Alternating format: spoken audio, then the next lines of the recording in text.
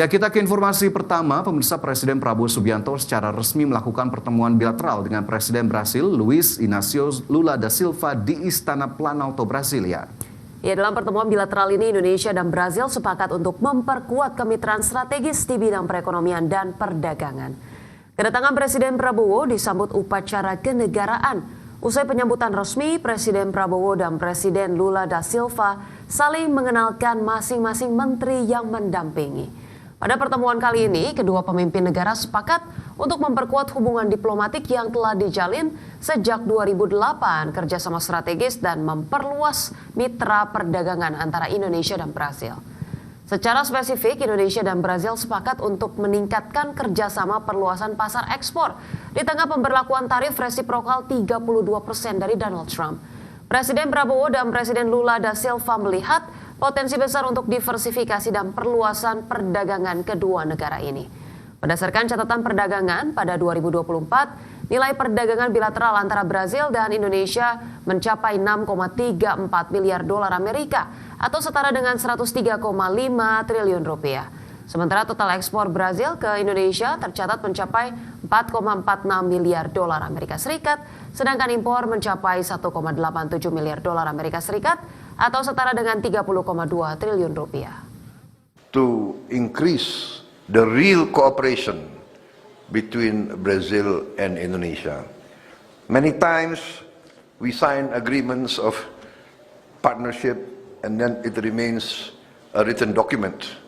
But now we feel that we have so many common interests, we have so many resources that we can really benefit each other, not only in trade industry, but in many fields.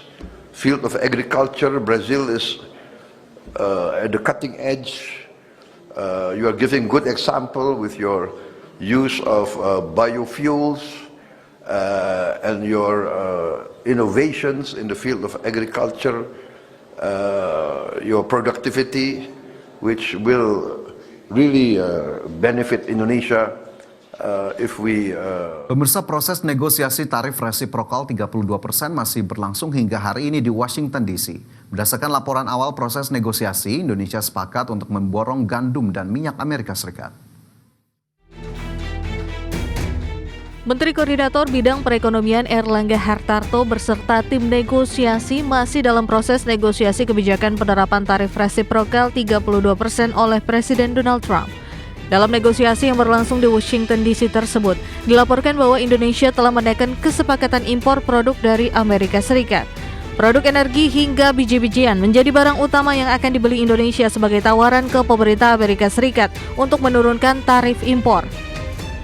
Kesepakatan meningkatkan pembelian barang-barang tersebut menurut laporan AFP yang dikutip dari pemberitaan Channel News Asia atau CNA, dikonfirmasi langsung oleh Menteri Koordinator Bidang Perekonomian Erlangga Hartarto, di mana Indonesia berjanji untuk meningkatkan impor pertanian, energi dan barang dagangan untuk menutup kesenjangan perdagangan dengan Amerika.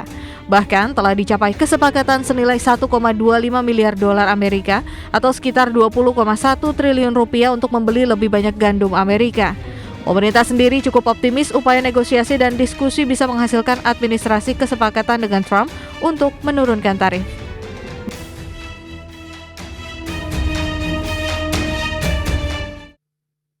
Pemirsa, selanjutnya delegasi pemerintah Indonesia yang dipimpin oleh Menteri Koordinator Bidang Perekonomian Erlangga Hartarto masih melakukan negosiasi lanjutan dengan US Secretary of Commerce yaitu Howard Lutnick dan United States Trade Representative Jamieson Greer, di mana negosiasi khusus ini menjadi langkah penting dalam upaya memperkuat kerjasama perdagangan antara Indonesia dan Amerika Serikat. Menteri Koordinator Bidang Perekonomian Erlangga Hartarto melaksanakan pertemuan dengan US Secretary of Commerce Howard Lutnick dan United States Trade Representative Jamieson Greer. Delegasi Indonesia menjadi salah satu negara pertama yang diterima oleh pemerintah Amerika Serikat untuk membahas kelanjutan kesepakatan tarif. Hal ini mencerminkan kuatnya komitmen kedua negara untuk menjaga stabilitas hubungan dagang. Dalam pertemuan tersebut, Menko Erlangga menyampaikan apresiasi atas proses negosiasi yang selama ini berjalan konstruktif dengan pihak Amerika Serikat.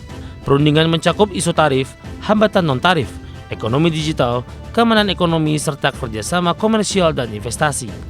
Dalam proses negosiasi di Washington DC tersebut, Indonesia dan Amerika Serikat sepakat untuk mengintensifkan perundingan tarif dalam 3 minggu ke depan, untuk memastikan hasil terbaik dan saling menguntungkan bagi kedua belah pihak. Juru bicara Kementerian Koordinator Bidang Perekonomian Haryo Limanseto menegaskan bahwa hubungan Indonesia dan Amerika Serikat selama ini terjalin sangat baik dan perlu terus diperkuat, di mana Indonesia dan Amerika juga melihat potensi besar untuk memperluas kerjasama di sektor strategis. Kehadiran Pak Menko di sana untuk bertemu dengan pihak-pihak yang selama ini bernegosiasi itu merupakan respon dari pemerintah Indonesia terhadap surat yang disampaikan pemerintah AS kepada pemerintah Indonesia. Karena dari surat tersebut kami melihat masih tersedia ruang untuk merespon.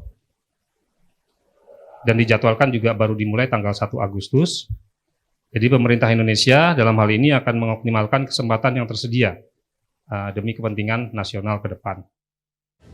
Selanjutnya, Indonesia akan melanjutkan negosiasi dengan Amerika dengan itikat baik dan memastikan bahwa kerjasama yang terjalin mampu memberikan manfaat yang nyata bagi kedua negara. Dari Jakarta, Tim Liputan ADX Channel. Selanjutnya, pemirsa, pengamat ekonomi menilai pemerintah tak perlu lagi mengobral pelonggaran kebijakan perdagangan bagi Amerika Serikat dan sekarang harus fokus pada penguatan industri dalam negeri dan mendorong pasar ekspor di negara lain. Gagalnya proses negosiasi tarif resiprokal 32% dari Amerika Serikat menjadi pukulan bagi pasar ekspor nasional ke depannya. Direktur Eksekutif KOR Indonesia Muhammad Faisal menjelaskan bahwa ketetapan tarif Trump yang kemungkinan sulit berubah membuat pemerintah harus mengalihkan pada kondisi yang lebih realistis. Saat ini pemerintah perlu mendorong strategi pengembangan industri dalam negeri untuk memastikan masih tumbuhnya industri. Selain itu, pemerintah perlu mendorong pengembangan pasar ekspor negara lainnya sehingga tekanan hilangnya pasar ekspor Amerika dapat sedikit diredam. Faisal menyarankan pemerintah tak membuang waktu dalam negosiasi lanjutan yang masih dilakukan Menko Perekonomian saat ini dan tidak terjebak dalam upaya mengobral insentif kebijakan yang ditawarkan kepada Amerika Serikat. Berarti dengan tidak dikabulkannya permintaan Indonesia, semestinya Indonesia juga tidak perlu untuk secara agresif ya atau secara berlebihan untuk mengobral atau menawarkan fasilitas sebagaimana yang dituntut oleh Amerika gitu. Jadi dengan melakukan pelonggaran impor di beberapa area dan juga kemudahan atau akses yang lebih ya dalam berinvestasi.